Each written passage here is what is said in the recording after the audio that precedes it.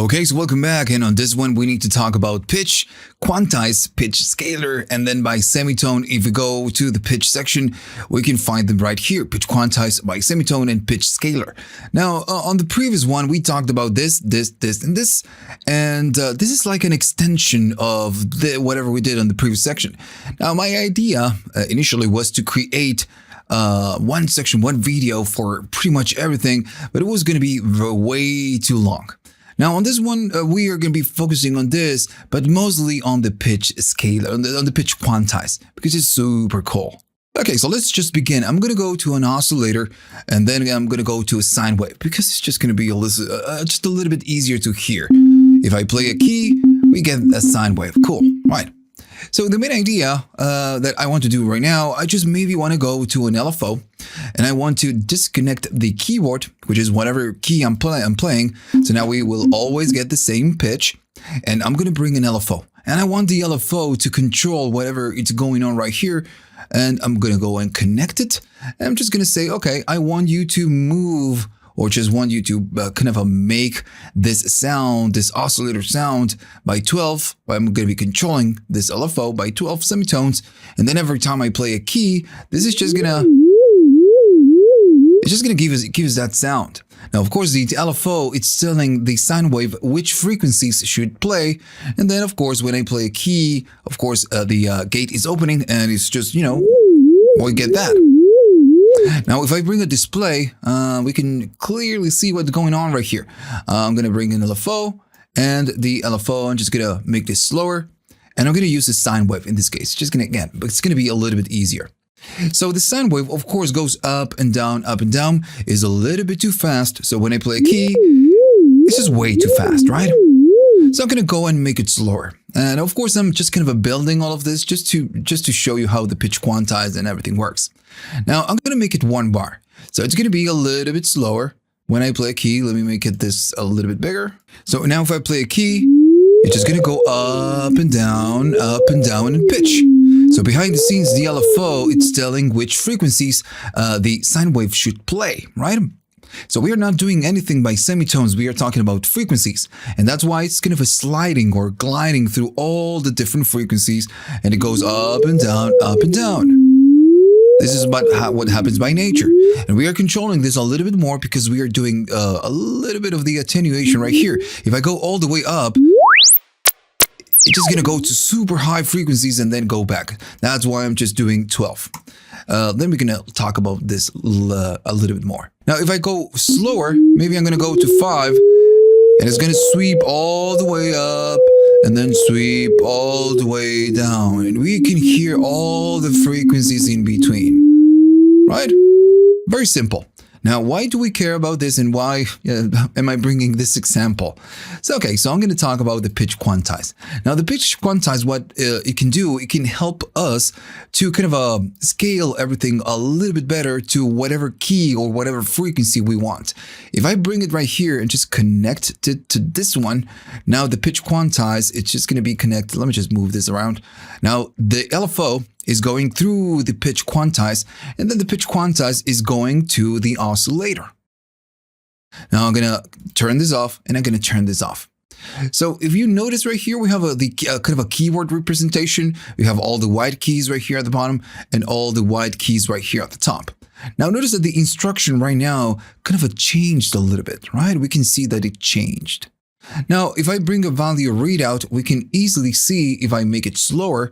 If I connect the LFO and go to semitones, maybe go right here, and I'm going to go really slow. Now we can see that the LFO is kind of going through a C, a G, an F sharp. It's going through all the different semitones. And if I go to hertz, maybe, yeah, there we go. It's going through all the different hertz. That's why we hear this sliding kind of effect, right? But now if I do the pitch quantize, we are going really slow. Let me go to something like normal, something like 5, maybe, something like there. And so that's the difference. Notice it sounds different. Okay, so if I disconnect this one right here, and now I want to inspect what the pitch quantize is doing, notice that we get all C's, mostly. And it's going all the way up and all the way down. And we can see that this instruction is just changing a little bit, just changed. So what the pitch quantize, it's kind of a doing, is kind of letting the LFO know that it cannot do whatever it wants. So every time that the LFO is just going up and down in frequency, the pitch quantize is kind of let pass the C notes. That's why when we go and inspect this one on the readout, we only get C's. That's what the pitch quantize is going to do. Now, of course, if I bring a different display and bring an oscilloscope, the LFO is just, going up and down in pitch. It doesn't care what the pitch quantize is going to do. But behind the scenes, the pitch quantize is kind of limiting what the LFO is doing. And even though we are doing the same thing going up and down, we are just quantizing everything and just letting the C's go through. So that's what's, what happens behind the scenes. Now, at the end of the day, you just can go right here and maybe enable all the frequencies and notice that when I do so, this instruction on this oscilloscope is going to start to change. Now, we're going to get pretty much the same thing we get right here at the top because we are letting all the frequencies, all the pitches go through. There's no difference. Right. But, why do we care about this? Well, right now we are just letting the C's go through, right? That's what we are doing. But maybe what I want to do, I want to create a triad or do something like that. And in this case, it's going to let pass this one, and this one. Maybe I'm going to do this. Right. Now, if I go to slower, now we're going to get something a little bit more normal. Now, the main problem right now that we have is that this is going all the way up and all the way down. And it's going way up on the frequency. Now it's starts on C3 and then goes all the way up to 12. And it's just maybe not that useful. Now, of course, we can control this a little bit more with this control. And if I go all the way up, it's just going to be crazy. Right? We're going to go to frequencies where only cats can hear. But again, behind the scenes, the pitch quantize is just telling the LFO, dude, whenever you do give me your instruction, I'm just going to let pass whatever, my owner just told me to let pass, which is going to be this, and this. Now, of course, right now, if I go all the way up, we are going way higher.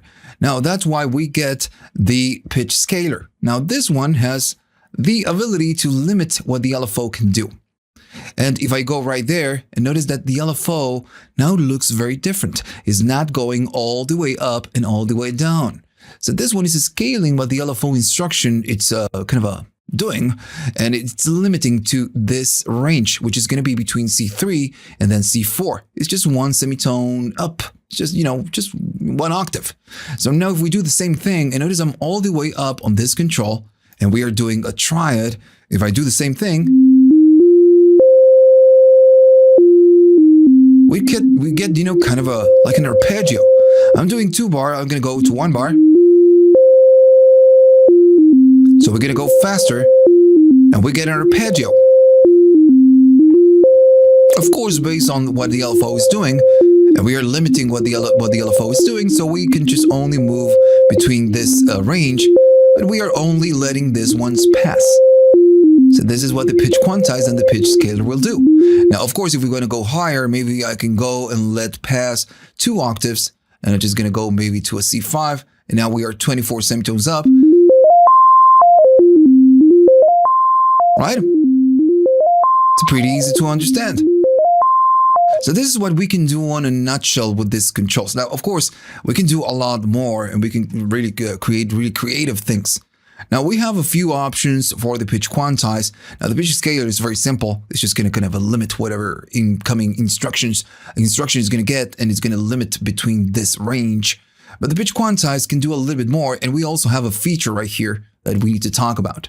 All right, so I've removed some modules so I can show you the next thing, which is going to be this 3 things that we have right here, these 3 options, right? And they're called the distribution. Now, the pitch quantize, of course, whenever it gets an instruction, is going to let something pass. But how is letting it pass, right? When it's going to letting it pass. So, okay, so for now, I'm just gonna maybe just turn this off, and I'm gonna bring my keyboard. So I'm gonna bring the pitch in. I'm gonna maybe just make this one the color of orange because we know that this one belongs to pitch. And I'm gonna make this one green so we can see something different. And I'm gonna go to display. I'm gonna bring a different value readout. This one is gonna be the green one because it belongs to this one. I'm gonna connect this one. And the other one, this one, the orange one, is going to be what the pitch quantize is going to be doing. I'm going to be putting all on semitones so we can see what we are doing. All right, so the green is going to be my keyboard, whatever I'm playing on the MIDI keyboard. And the other one, the one at the top, is going to be the pitch quantize, what we output out of the quantize. So remember what the quantize is going to do is just going to limit what we play. So if we play with the MIDI keyboard, if we play keys, this is still going to be kind of interrupting whatever key I'm playing. And it's just going to let this one pass or this one pass. So now the main thing is going to be how is going to be letting things pass. Now, of course, the default value is going to be nearest by pitch.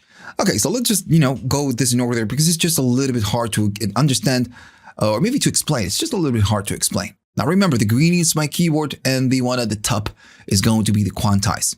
So we are doing a C and then we are doing an F, right? A C and an F. So I'm going to start playing keys.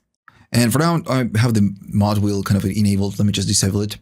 So I'm using a key step, and sometimes the mod wheel drives you crazy. It's a great MIDI controller, but the Ribbon controller is just trash. Okay, so right now I'm gonna play a C, and I'm gonna be playing a C2.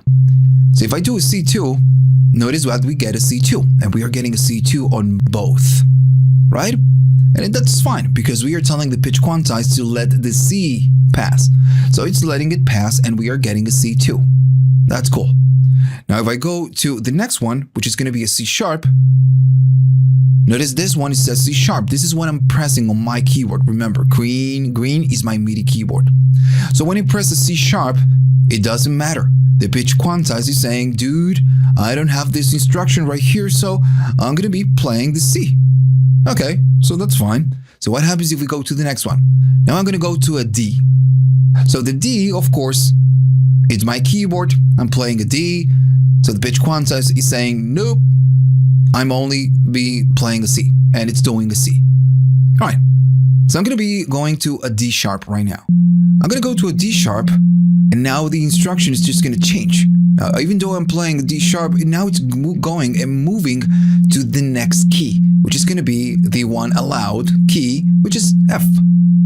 So that's what it's doing behind the scenes.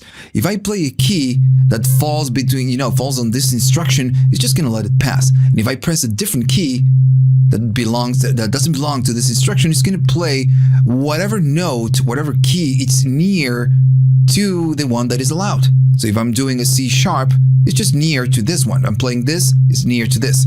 I'm playing this, is near to this. Now when I go to this one, now this one is near to the next one, not to the previous one. So of course it's going to go and let this one pass when I press this key. Now of course if I go to an E2, this one is very near to this one, to an F, so what we get is an F. Same thing, if I press an F, we get the F, of course, because we are just playing an F. Now if I do an F2, an F sharp, now this F sharp, it's near to this one, so we get this one. If I go to the next one, which is this, a G2 is near to the F. If I play a G sharp, the G sharp, it's near to the F, so we get the F. And now, if I play an A2, which is going to be this one, I have right here, I have the mouse right there. Of course, this one, it's near now to the next C, on the next octave. That's why we get a C, but it's going to be on the next octave. If I go back, we get an F, and now we get, we get the next octave. And that's how it works. Oh, made a mistake right there. That's how it works.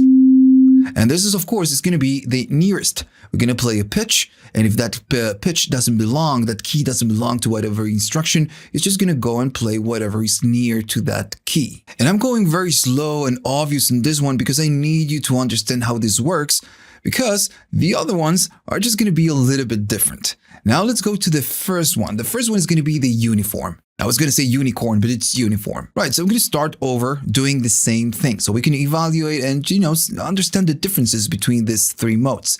Now, the first one is uniform. I'm going to play a C2 and we get a C2, right? I'm playing a C2 and we get a C2. That's fine, understandable. Now I'm going to play a C sharp and we get a C2. So we are getting pretty much the same we get on the next one. We get on the previous one, the nearest by pitch. Now if I go to a D2, I'm still getting a C. And remember on nearest, if I play a D sharp, we were going to go, and since this one is near to the F, we are going to be playing the F. But in this case, this is just not happening. It's just still playing the C2, right? And now if I go to an E2, which is this one is super near to this one, and this is still doing a C2. Now I'm going to be playing an F. If I do an F, we are still doing a C2. So what the fuck is going on, right? We are saying, dude, I want you to do an F whenever we do an F, and I'm doing an F and it's not playing an F. Now if I go an F sharp, then it's doing the F. So again, what the fuck is going on? How weird is this? Okay, so this is how it works. Now we have 12 semitones, right? We just have 12. And we have 2 selected. So we have 2 and then we have 12. So 12 divided by 2 is going to be 6, right?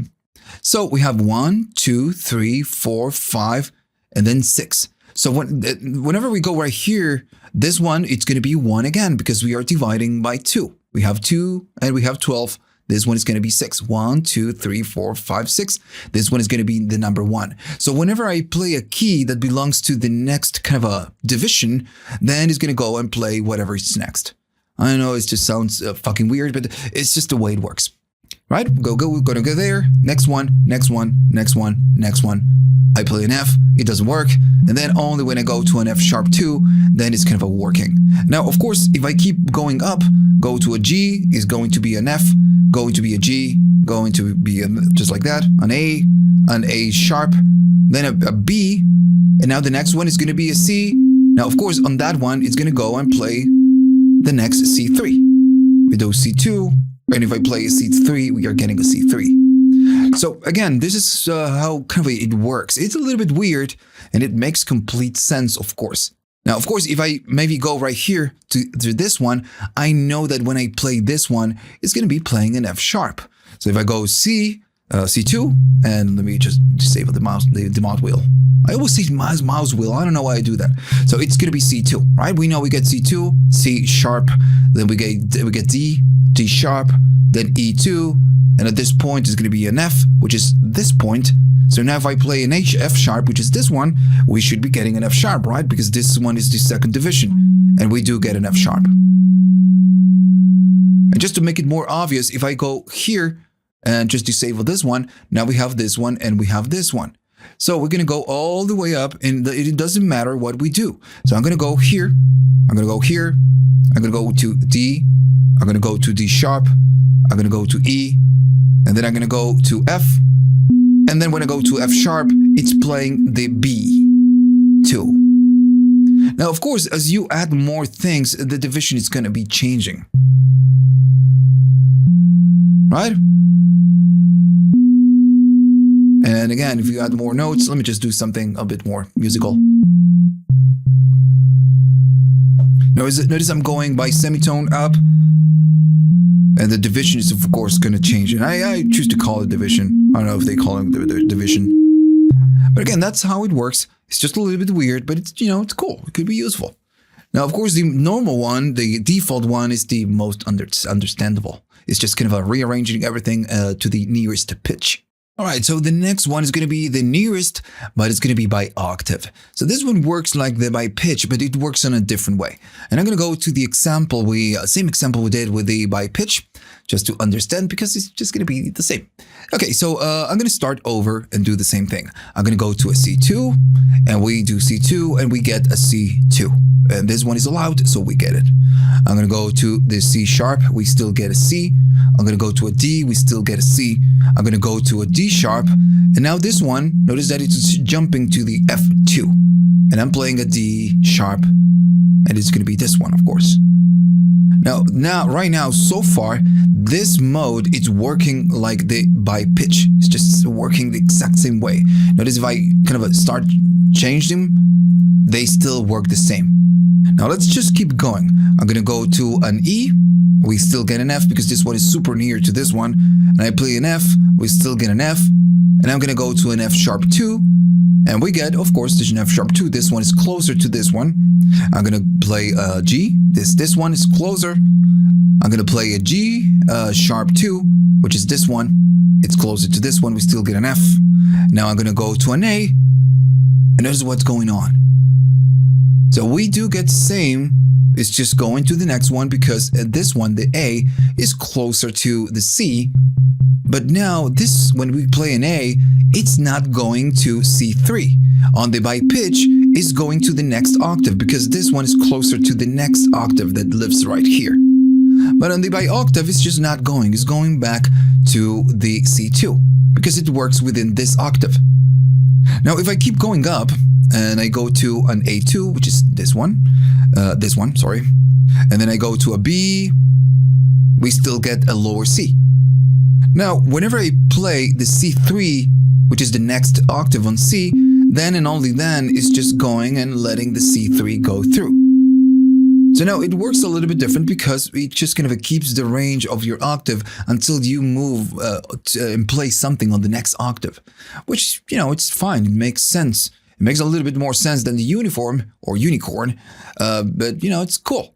Now, of course, the default is by pitch, and you're going to be using mostly this one. Now, it depends on what you want to do and And at the end of the day, you just need to maybe try different modes and see what's going on, right? To get a little bit of exploration and experimentation.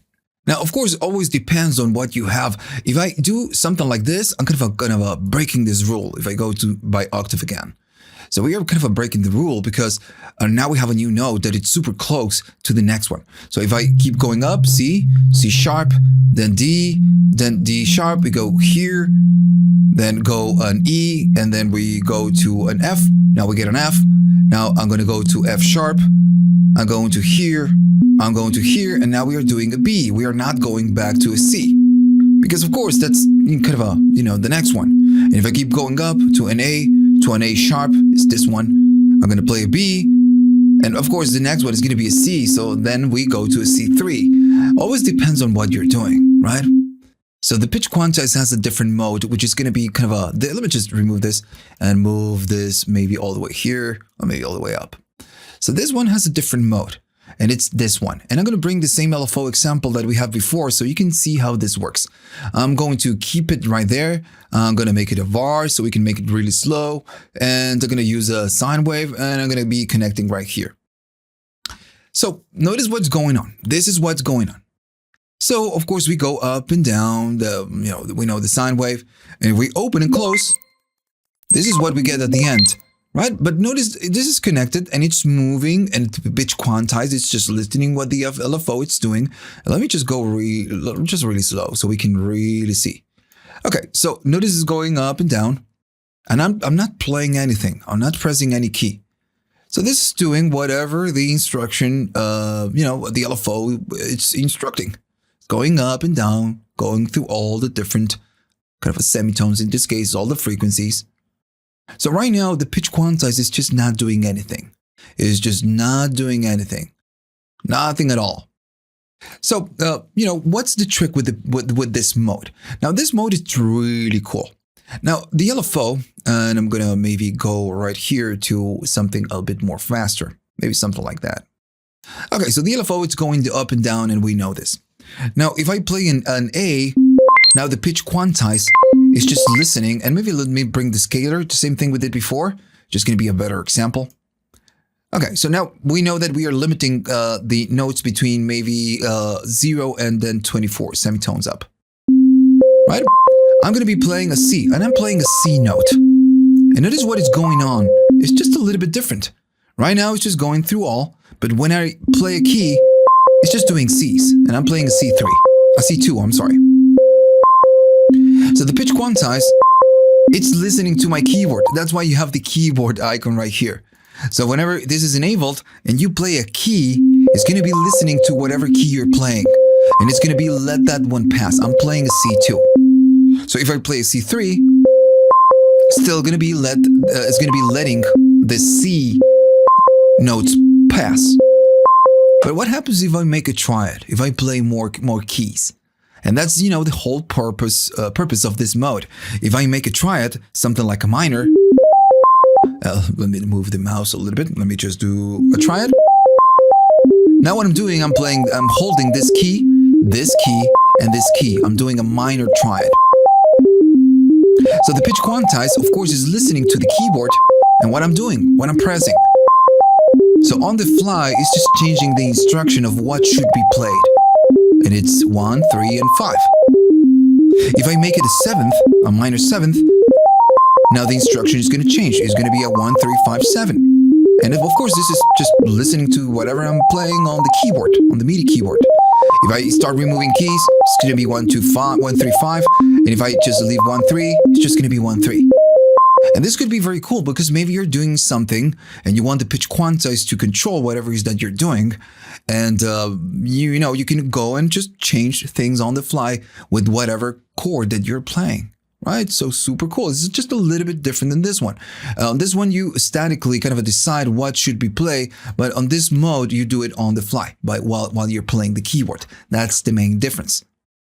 Okay, so let me just remove this one, and I'm going to show you what the bisemitone is going to do. This is very simple to understand.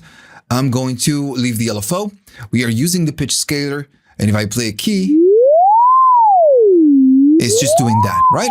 And if I make it slower, make it something like that, we can see that if I go to hertz, what it's doing, it's not doing it by semitone. That's why we hear sweep. We don't hear that it's going to 1, 2, 3, 4, 5, 6, 7, 8, 9, 12, and then going back on semitones. Because the nature of this is just sweeping the frequencies, not going by semitone. Semitone is just a different thing, right? It's something that we define. So in this case, we get that sweep. So let me go a little bit faster now that we understand that it's sweeping frequencies. Now, of course, maybe I don't want this. I want to hear the sweep, but I wanted to hear it going by semitone. So this is what this bisemitone is going to do. Instead of letting all that sweep going on, it's just going to output the frequencies. It's just going to go by semitone. It's just not going to let all the frequencies pass. And whenever it's just hitting that semitone, it's just going to let pass that semitone. Right? So super simple. Instead of just letting it sweep, we're just going to sweep the same thing. We're going to do the same thing, but instead of doing by frequency, we do it by semitone. All right. So now that we understand how, the pitch, the octave, the ratio, and the transpose, which is something we talked on the previous video, and how the pitch quantize works, and the bisemitone and the pitch scaler, maybe we can build something cool. I don't know what I'm going to do, so I'm going to kind of improvise. I have an idea maybe, but let's just do something. All right, so we are starting with a default patch. Let's see what we get. I'm going to bring a new oscillator. I know I want to do one thing on this and a different thing on the other oscillator. So maybe going to bring a saw. Why not? I'm going to go there, just move it a little bit right here. Maybe I want to do a mix, so I'm going to go and just bring a mixer right here. So at the end of the day, we are going to be mixing whatever comes right here and whatever comes right there. And then at some point, we are going to go out somewhere. Now, the thing is that maybe I want to do a little bit of filtering because it's just going to get a little bit too bright, maybe. So I'm going to move this right here, and maybe I'm going to bring this one right here. Okay, so for now, I'm just going to leave this one out and maybe do a little bit of cutting and a little bit of resonance, just because we can. Okay, so right now I'm using this one. So if I play something, we are just going to get something. Maybe it's just too low in volume. All right, so that's fine. Okay, so now let's do something with what we just learned. Right, so I'm going to be bringing pitch quantize. I'm going to let this one control whatever we are doing, and I'm not going to let my keyboard control it. I want this one to do the control. And I'm just going to do a minor, right? I'm just going to go 1, 3, then 5, of course, and then we're going to go right here. All right, so kind of makes sense. So if I play something, nothing happens. We just get the same thing, okay? So now what I want to do, maybe I want to do something right here and let the pitch quantize kind of modify whatever we do. So we can use whatever we want. Maybe we can go to, I don't know, data and use the pitches. Why not? Let me just make this one a little bit bigger. Just way too small for us. I'm going to go right there. Just make it a little bit bigger. Maybe like that. And let me just make it like that and make it like that. Okay. So, of course, I want to connect this one. And this one will be doing something. And this one will just, let whatever node that we are just writing right here go through here. We can use this like this. And I'm maybe let me just do something like that. I'm going to do something like that. I don't know. Maybe I'm going to leave this one there. I'm going to go one octave higher. This one there. Maybe I'm going to put this one here and then you're going to go back to the same octave. So now if we play something.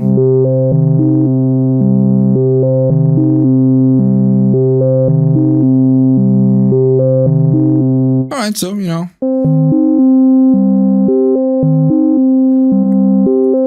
Okay, so we are not going here, but that's fine. Maybe we can just, there we go. Right. So now this one is kind of in the way. I want to listen whatever this one is doing. Okay, now this one is going too slow for me. So, okay, so what we can do, we can bring an LFO. We can go to the LFO section and bring the transport. We can also go to the phase and bring the scalar. But maybe I'm just going to do the transport. I'm going to connect it right here. And I'm going to change the speed of this one. And maybe I'm going to go to 8 and then 16 and just see what's going on. Right, like a little bit more. Right, so now, for now, it's just going the same motion over and over. Every time I play a key, it's just like not restarting, which is fine. But in this case, I'm going to bring the reset, and every time I play a key, I want this to be resetted to the initial, just to the, the initial start, just the start. All right, that's fine. It's okay, so we get a nice, kind of a nice arpeggio right here. Now this sound, this sine wave is just too mild for me. I'm just going to do a little bit of folding, maybe something like that. And maybe we can do something like that and just, to get something else out of this. All right, so, I like it. And I'm just going to be offsetting the stereo field so we can get a little bit of that stereo sugar. Now the one at the bottom is just not doing anything. We could output something lower and go lower in volume. This will be cool. Notice that this saw, it's following the keyboard. Now the one at the top is doing the arpeggio. Since I'm doing a C minor, I can still, play keys on the C minor scale, and it's gonna fit.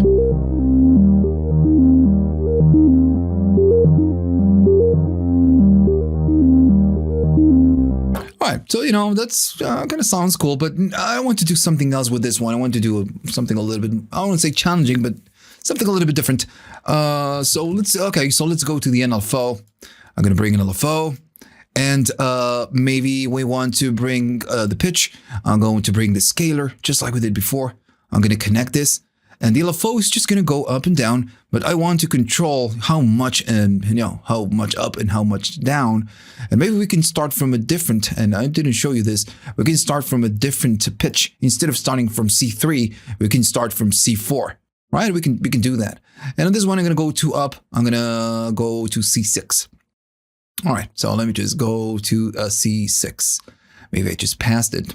All right, so there we go, a C6. Now, of course, I want to quantize this because I want to keep control of whatever it is that we are doing right here because we are playing a minor. Now, this one is going crazy. Now, I don't want to do this. I want to use the same thing we are doing right here. I'm going to bring a reset and re-trigger the LFO. And maybe we can go in hertz right here. And, okay, that's going to work. Maybe I want to use a sine wave. It's not going super fast. So we should be able to maybe hear something here.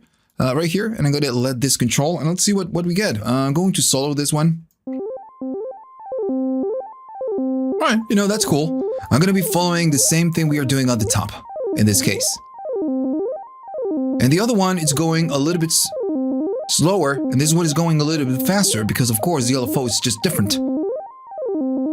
Alright, so let's see what happens if we play both. Alright, so I kind of like it.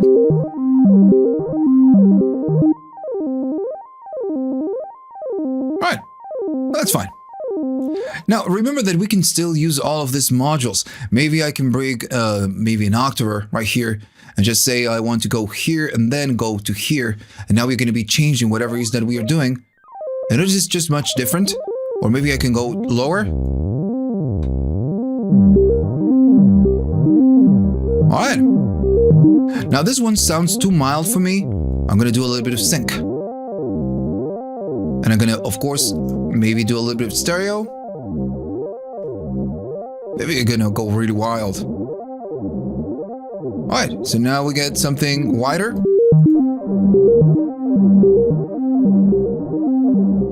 Alright, I kind of like that. Okay, so right now we get something cool. It's not something, super cool. But what I would like to do is that every time that we get, this one plays, or we get a new semitone right here, I want this one to move, right? And right now, how can we do that? Because we have no connection, or we have nothing just to connect something to here to let this one modulate. Now, if I bring an envelope right there, and let me, bring an AD, for example, I'm going to go right there, and I'm going to say, okay, so I want to move this one by, something. Let's say, something like that. I'm going to go there and just move it up. And I'm going to really move that. My plus 44, right? I'm just going to do something like that. And I'm going to go maybe down on this one. And I'm going to go up on the frequency, on the resonance. Notice that we get something, but we only get it because we have the pre-chord right here. It's only triggering when I play a key, not when we have a new step right here. And that, sucks. Because we are just moving it once. Now what we can do a trick. I'm going to show you a trick that you can find on the Bitwig tutorials. You have a grid tutorial that they show you a trick in how to do this. It's the videos are very good. You should watch them. They're very, very good. So what we can do, we need a way to detect when we have a new step right here, when we have a new pitch moving forward or going to the next one.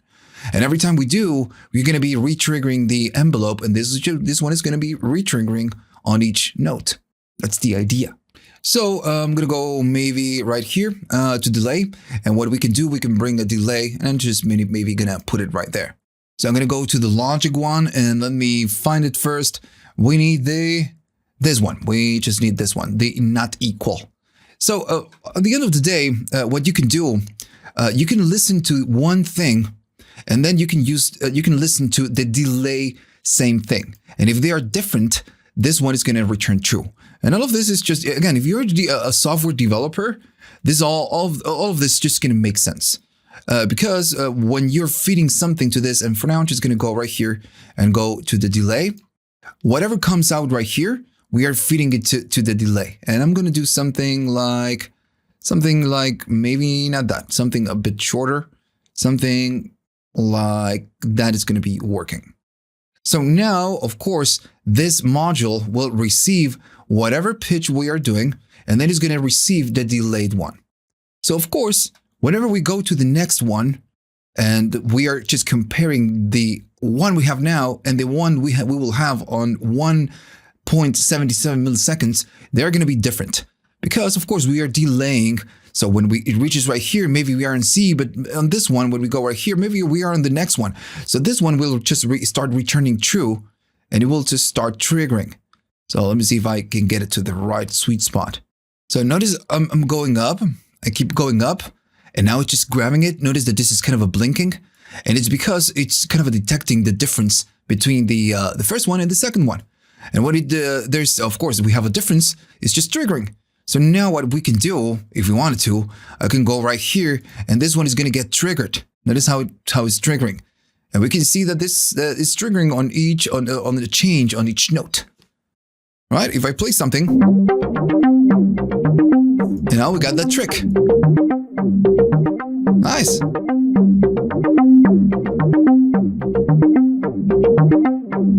All right, let me just make it a little bit bigger.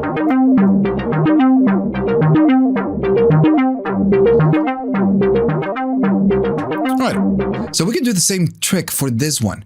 Right now we have a sustain, but maybe I'm going to bring a display. And again, this example, I saw it, and I've been using it because it's, they're very good. The examples on the Bitwig channel about the grid.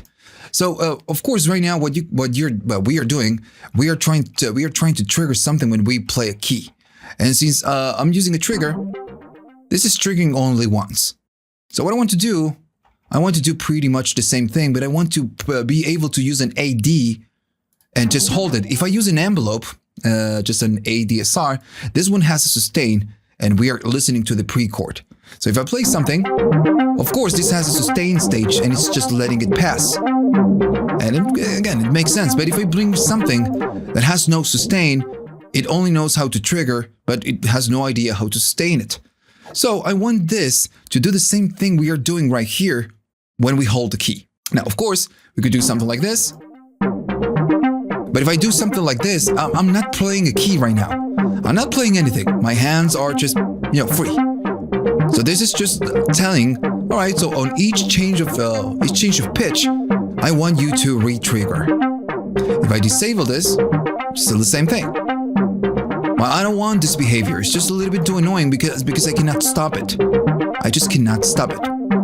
So what you can do, you can go to logic right here and go right here and bring an AND. So I'm going to go and just put it right here. And I'm going to go to input and output and bring a gate in.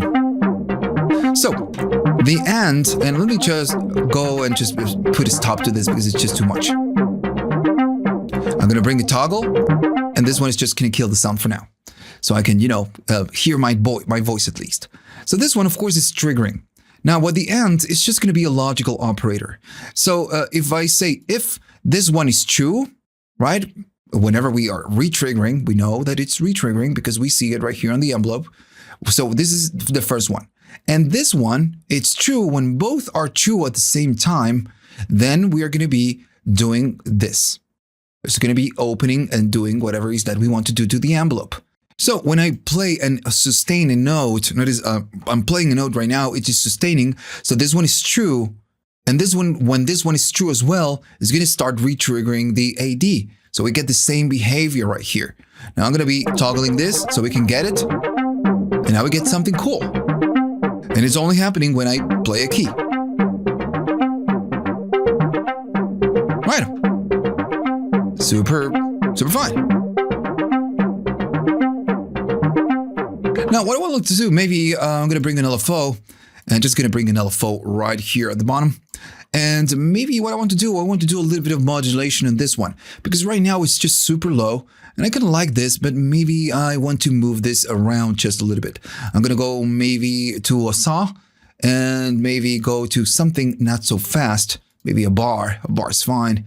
I'm going to select this one and I'm going to start moving this one. And I'm going to go, I don't know, something like 6 or 7, something like that. And I'm going to go all the way. Let's see what happens. So I'm going to be listening to this one. And now this LFO is modulating the octaver. So we are just going to get different pitches all over the place, not at the same time, of course. So we're going to get something like that. Now, right now on the octaver, we are minus 2. So maybe I'm going to go up. You know what? I'm going to go all the way down. All the way down to -6.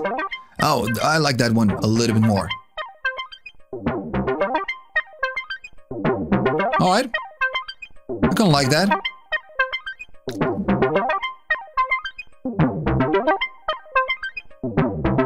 All right.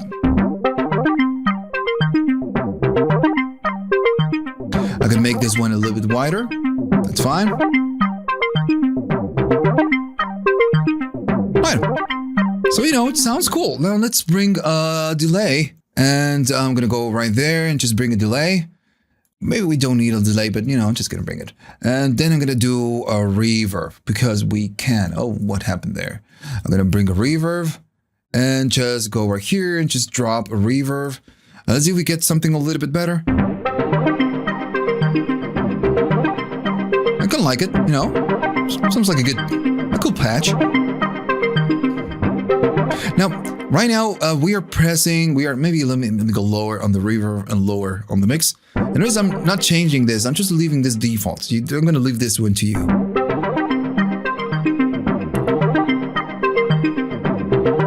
All right, so what I would like to do, and this is how it works. Now, right now, we are kind of tied to do whatever we want right here. Do what we are specifying right here, which is just follow this instruction, right? And that's fine. You know, there's no problem. It's just the way it works. But maybe we can just change this.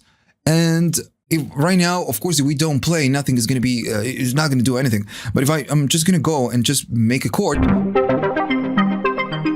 It's just gonna follow whatever chord I'm doing. Right now, I'm playing again the same thing, and you can see right there on the pitch quantize what I'm doing. And look at the one at the top, not the one at the bottom. It's going super fast. The one at the bottom, right? So maybe I want to change something. I want to play something different, and of course, it's gonna change. Or maybe do on a sharp. And we have the ability, of course, to change it on the fly.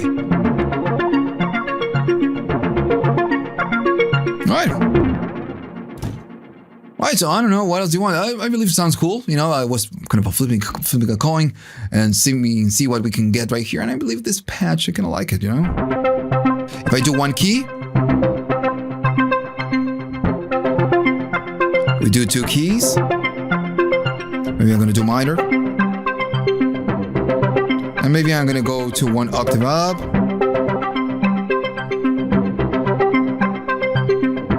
All right. That's fine, you know. At the end of the day, remember, I'm going to be uploading this patch so you can just, make it better or make it bigger or just, whatever it is that you want to do. You can download it from the link I'm going to give you in the description. Check the links. You can go to Patreon and you can download from there. It's going to be on the free side of Patreon, so you don't need to pay anything. Okay, so I believe it's cool. We can just leave it the way it is. I'm going to be uploading the patch. If you like it, maybe you can just get it. And it's very simple. You just can make it better and just play around with this. And hopefully you find this useful. Now you know how the pitch quantize and some of the modules work right here. And you could use it to create your own patches. This is the whole purpose of the video. And remember to like, remember to subscribe if you can. And if you have the money and you can afford it, go and check Patreon and buy me a coffee. That would be nice.